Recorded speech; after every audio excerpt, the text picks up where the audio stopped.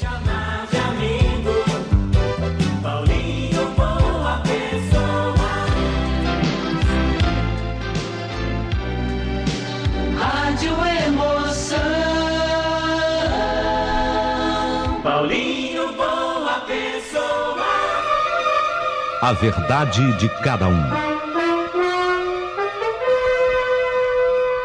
Sim, tá tudo certinho, tá tudo prontinho. Mais uma história da meia-noite.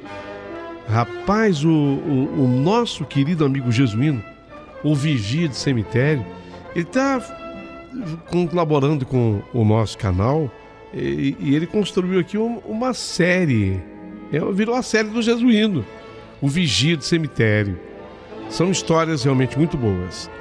Jesuíno, vou contar a derradeira história que você me mandou da primeira leva. Depois, obviamente, eu espero receber outras, até porque o Jesuíno me disse o seguinte: como ele começou a contar essa história para as pessoas lá da região dele, isso acabou ganhando, acho que, algum espaço na internet, e aí ele começou a receber histórias de outros coveiros. Então ele fez uma associação de coveiros, entendeu? Então o pessoal que trabalha em cemitério tem esse líder, que é o Jesuíno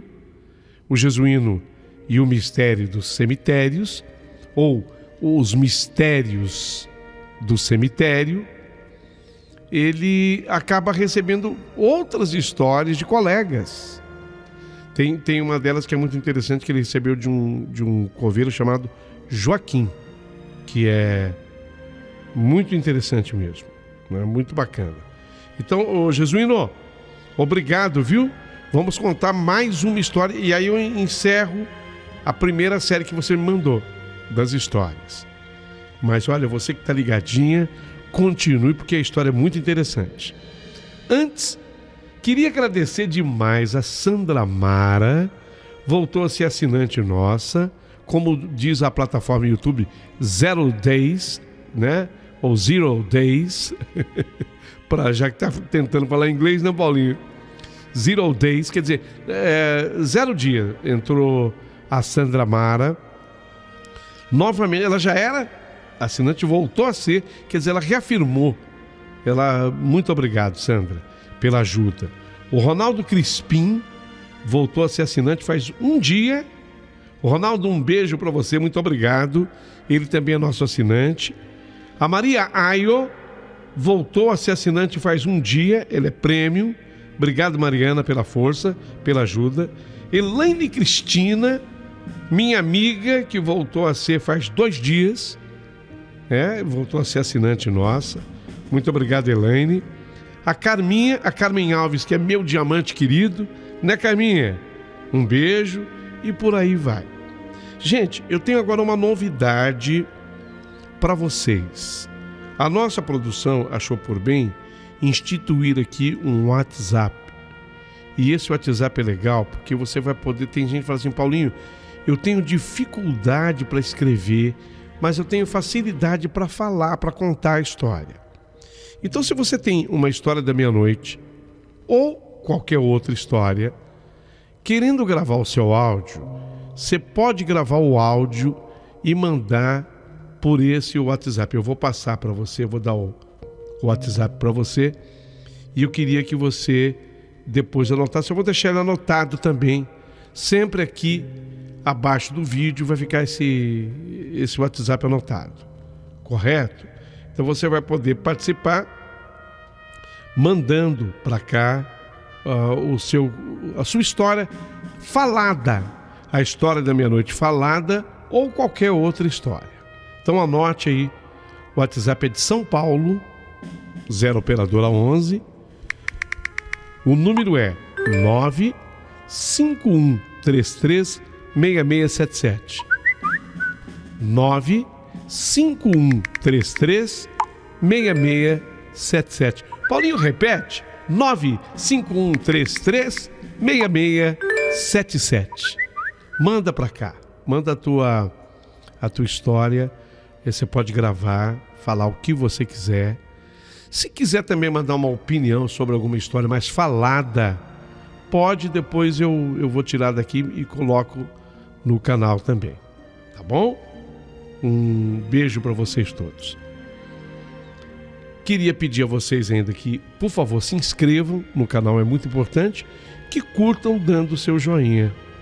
Mas agora, prepara o seu coração para as coisas que eu tenho para contar.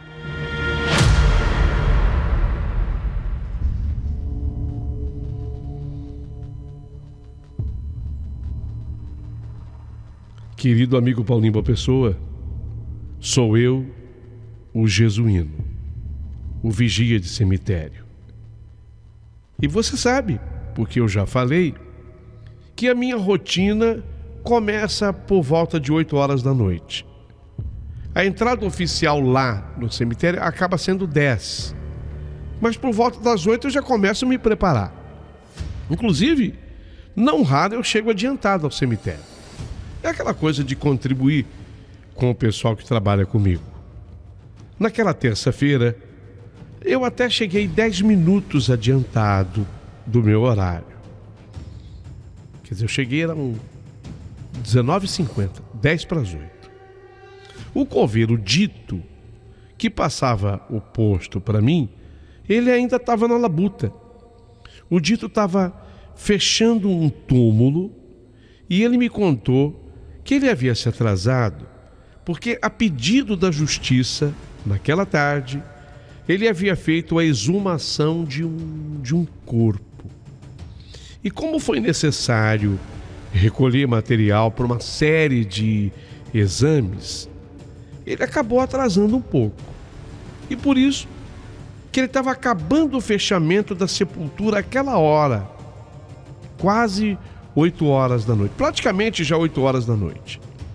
O dito, ele teve um dia agitado e eu assumi o meu posto, ajeitando as minhas coisas por ali. Embora já tivesse jantado em casa, a minha mulher sempre me preparava 2 lanches. Eu me dá uma fome de noite por ainda mais trabalhando, né? 2 lanches. Passar a noite inteira ali sem comer, não era nada fácil, não. A noite avançou. O meu colega há muito que já tinha ido embora. E eu fui passar os cadeados nos 2 portões do cemitério. Depois de trancar tudo, voltei para minha sala e liguei o meu famoso radinho de pilha. Mas mesmo com o som do rádio ligado, eu comecei a ouvir aquelas risadas. Sim, eram risadas. E já agora, eu olhei para o relógio, já aproximava a meia-noite.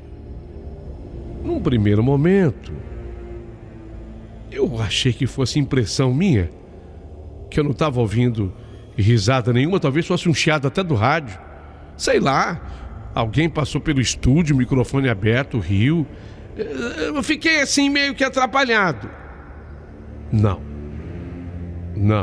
Depois eu tive a convicção, a certeza. E ao longe eu ouvi risadas de jovens. Eram risadas de gente jovem ainda. Infelizmente isso é normal por aqui. Às vezes os jovens, eles vinham ao cemitério. Não sei se para algum desafio, alguma bagunça. Aquela coisa de jovem, o muro do cemitério, ele é alto, mas nada que um jovem não possa transpor. E até meninas, mocinhas às vezes faziam isso, porque um faz escadinha pro outro, o outro que segura na escadinha do lado de cá, o outro que acaba parando do outro lado. E às vezes acontecia. Mas normalmente quando os jovens entravam aqui, era para tocar violão, fazer um luau, uma noite diferente. Às vezes eu até fingia que eu não via, porque era uma companhia. Às vezes eu saía assim, via que era jovem, mas eles estavam uma boa cantando. Às vezes sentavam num túmulo, riam e cantavam. Falava, deixa isso aí, deixa aí. Eu sabia que aqueles não eram ladrões, aqueles eram jovens que foram curtir a noite. Você sabe como é que é? Quem está ouvindo está me entendendo. Vai ver que já até fez isso. Será que não? Que tem muito jovem que faz. Então, eu pensei, falei, será que é jovem que está fazendo o que às vezes acontece aqui? Eles entram com câmeras para gravar vídeos entre os túmulos. Depois que veio a internet, então, ficou pior, porque eles querem postar isso, um quer aparecer mais que o outro. Bem, eu ainda não havia pego a minha famosa barra de ferro, que é a minha arma. Nunca tive arma de fogo, e nem quero. Mas estava tudo ali quietinho, a não ser aquelas risadas dos jovens. Só que as risadas foram aumentando, sabe? E depois não observava mais risadas de jovens. Era uma risada glutural. Era aquela que era para assustar. Quando eu ouvi aquela risada de assustar, peguei minha barra de ferro e saí caminhando pelas ruas do cemitério para verificar de onde vinha aquilo. Não era mais risada de jovem. Eram risadas assustadoras. Saí caminhando e, pasmem, as risadas vinham do túmulo que o meu amigo havia fechado até tarde da noite. Lá naquele túmulo onde o corpo foi exumado. Pensei, será que é gente curiosa querendo saber mais sobre o morto? Eu sabia que quem estava enterrado ali era um sujeito que ele tinha tirado a própria vida, porque ele fora acusado de estuprar a irmãzinha da noiva dele. Foi um caso meio complicado na cidade. Aquele rapaz recebeu uma acusação de que ele talvez estuprasse a irmãzinha da noiva dele, abusava. Ele se dizia sempre inocente. E diante da acusação, ele não chegou a ser condenado, não. Mas diante da acusação, ele resolveu abreviar a própria vida. A família dele insistia em afirmar: ele era inocente. Ele era totalmente inocente. Então, o que eu pensei? Pensei que também pudesse ser gente da família, ou de um lado ou de um outro, querendo mais provas, já que o corpo foi exumado. Fiquei bastante temeroso, acreditando na ação de gente viva. Mas quando eu me aproximei mais, foi aí que eu percebi que as risadas realmente não eram normais. Eram risadas estranhas, com um tom macabro e sinistro, ecoando de forma que arrepiava os cabelos da minha nuca. O ar ao redor do túmulo estava frio, anormalmente frio por uma noite que não era fria. Mas estava frio, naquele instante. Enquanto eu caminhava lentamente em direção ao som, o vento pareceu cessar. Parou. E tudo ao meu redor ficou num silêncio inquietante. Você ouvia tudo. Absolutamente tudo. Cheguei ao túmulo e as risadas também cessaram abruptamente. No lugar delas, ouvi um murmúrio baixo, quase imperceptível, vindo de dentro da sepultura. Minha respiração ficou densa, pesada, e uma sensação de desconforto tomou conta de mim. Olhei ao redor, tentando encontrar alguma evidência de que aquilo era apenas uma brincadeira de mau gosto de algum adolescente entediado. Não havia ninguém ali. Com a barra de ferro firme nas mãos, me aproximei mais do túmulo.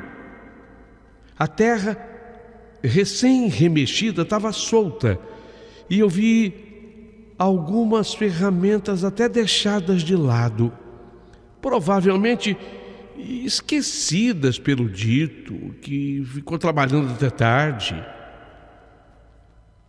Mas alguma coisa extraordinária estava acontecendo.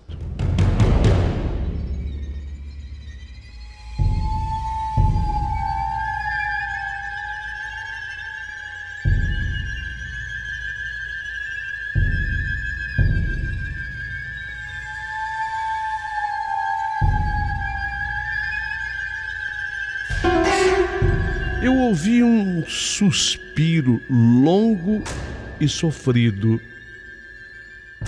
como se fosse o último suspiro de alguém que acabara de falecer. Meus olhos fixaram-se no túmulo e a curiosidade misturada com o medo me fez ajoelhar e olhar mais de perto. Foi então que eu notei algo perturbador. A terra parecia estar se movendo muito sutilmente, como se algo estivesse tentando sair de dentro da terra. Um arrepio gelado percorreu minha espinha. Não era possível que eu estivesse vendo isso. Devia ser imaginação minha me pregando peça, mas quando eu pisquei, o movimento continuava.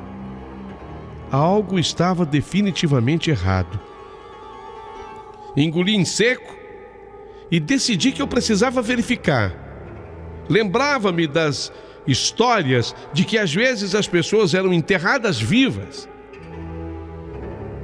Será que na hora da exumação alguém ficou aqui? Desmaiou? Sei lá! Tanta coisa passava pela minha cabeça, embora eu soubesse que isso era praticamente impossível de acontecer. Com um esforço considerável, eu comecei a remover a terra que estava no topo do túmulo. Cada punhado de terra que eu tirava, o murmúrio ficava mais claro. Agora, eu já podia ouvir palavras desconexas, um sussurro de um idioma que eu não compreendia. Era a tal comunicação em línguas.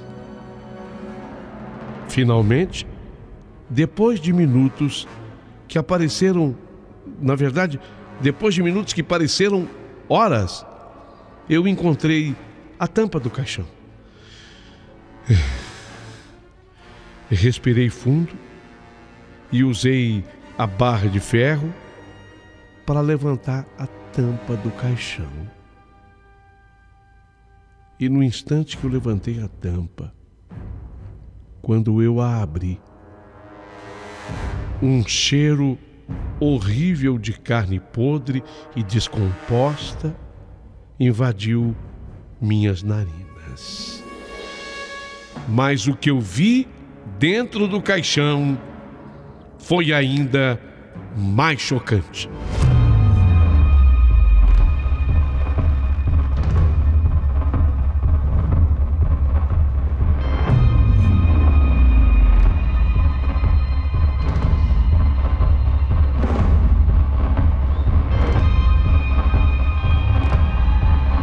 Dentro do caixão, deitado, estava o corpo exumado, mas os seus olhos estavam abertos e fixos em mim. Sua boca se movia, murmurando aquelas palavras incompreensíveis. É dali que vinha o som. Meus instintos me diziam para eu correr, mas eu estava paralisado de terror e pela incredulidade.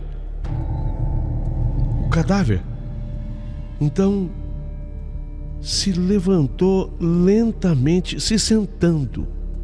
Não ficou de pé, mas se sentou lentamente no caixão, como que se a morte não fosse mais capaz de segurá-lo. Seus movimentos eram lentos e desajeitados, como que se cada ação exigisse dele um esforço monumental. Ele olhou diretamente para mim com os olhos vazios. E então, com uma voz rouca e arrastada, ele disse, olhando para mim: eu sou inocente. Eu sou inocente. Eu sou inocente.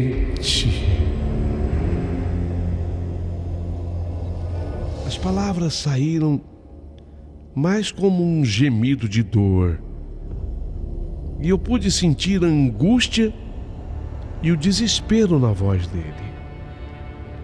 Toda a história que eu conhecia sobre aquele homem passou pela minha mente. Eu conhecia até a família da noiva dele, a família dele menos, mas a família da noiva eu conhecia, a minha mulher conhecia. As acusações, o suicídio, a exumação. Era possível que ele tivesse tentando se comunicar, provar a sua inocência mesmo após a morte. Sei lá. A figura no caixão começou a se levantar e instintivamente eu dei alguns passos para trás. O ar ao redor ficou ainda mais frio e eu pude ver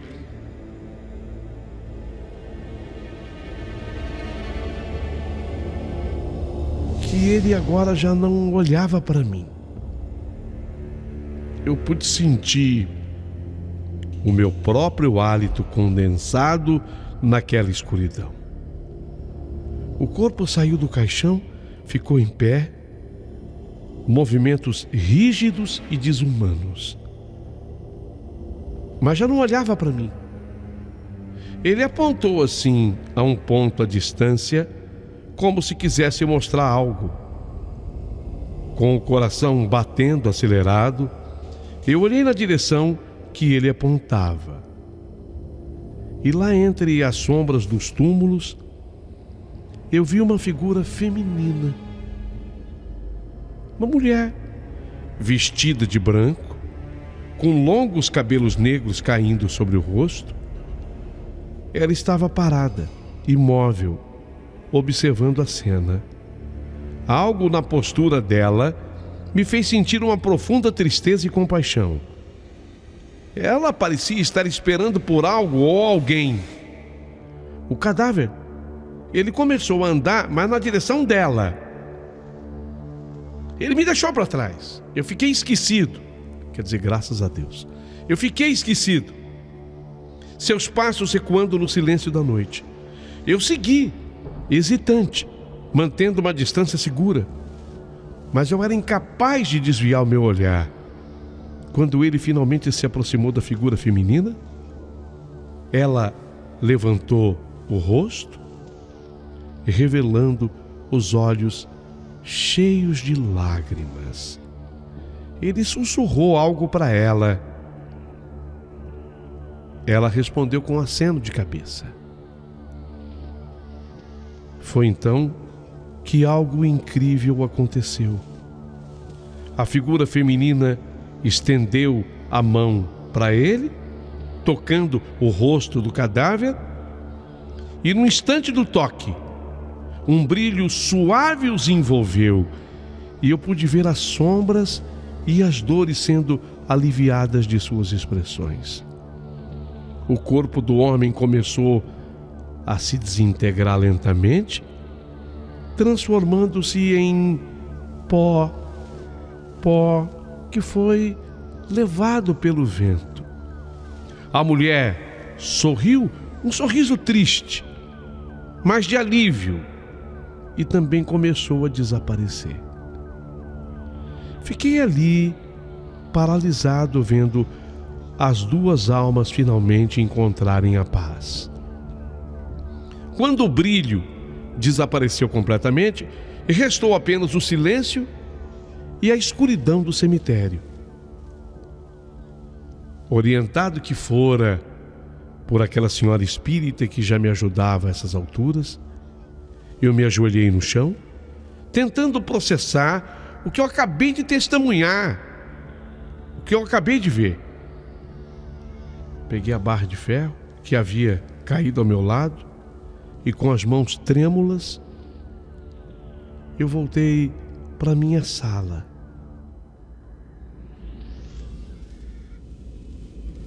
Fiquei pensando em tudo.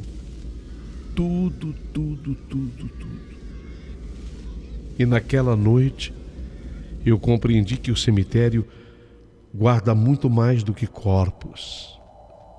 Guarda histórias, dores e, às vezes, almas que ainda buscam um descanso. E como vigia, eu percebi que meu papel ia além de proteger o cemitério de invasores. Eu era também um guardião dessas histórias. Eu era uma testemunha das vidas que um dia habitaram aqueles corpos.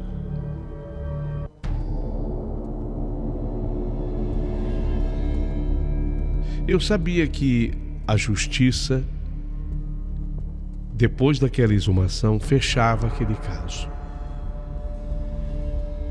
Como já dissera, eu tinha amizade com o tabelião Dr. Deodato e com o prefeito. E foi com a ajuda dos dois. O Dr. Deodato, inclusive, ele tinha um grau de parentesco com o juiz do caso. Eu o procurei para contar essa história. O juiz do caso me ouviu atentamente e disse-me com toda a responsabilidade: olha, o senhor sabe, seu Jesuíno, que aqui nos autos eu só vou poder realmente colocar aquilo que é palpável, aquilo que é documento e documentado está. Mas eu vou levar muito em consideração a história que me foi contada pelo senhor. Até porque, depois dos resultados da exumação, não há nenhuma prova material contra esse rapaz.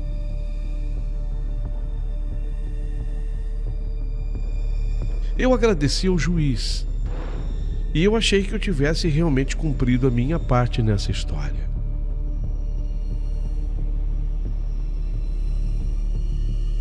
Dali para frente, com relação àquele túmulo, mais nenhum problema. Meses depois, a menina, que antes acusava aquele rapaz, numa crise de choro, contou para a família toda a verdade. A menina tinha apenas 12 anos de idade. E ela já tinha um namorado. E eles... Exatamente isso. Eles transavam com essa idade. O menino mais 15 anos talvez, ela 12.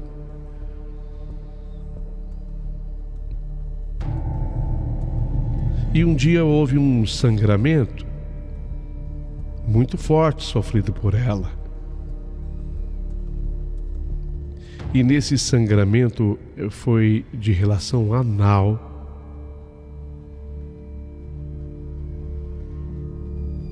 Ela resolveu inventar tudo contra o rapaz.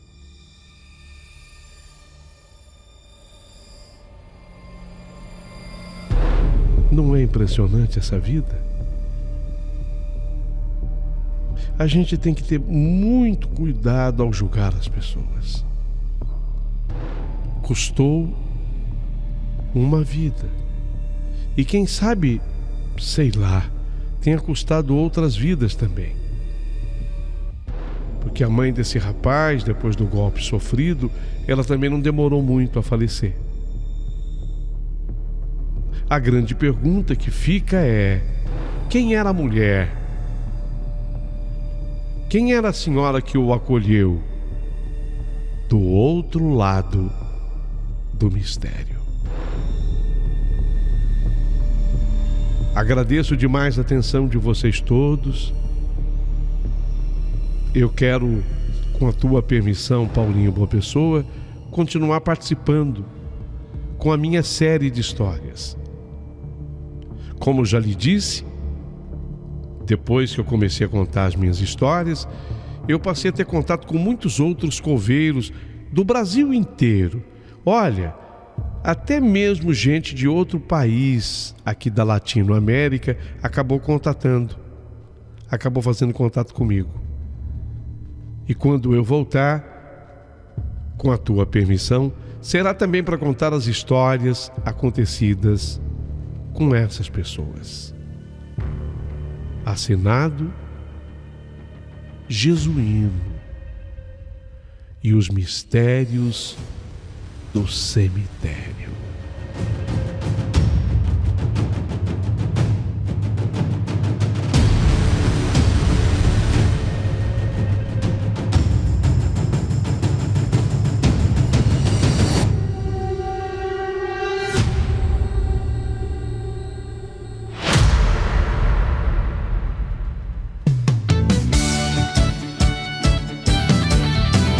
Você pode me chamar.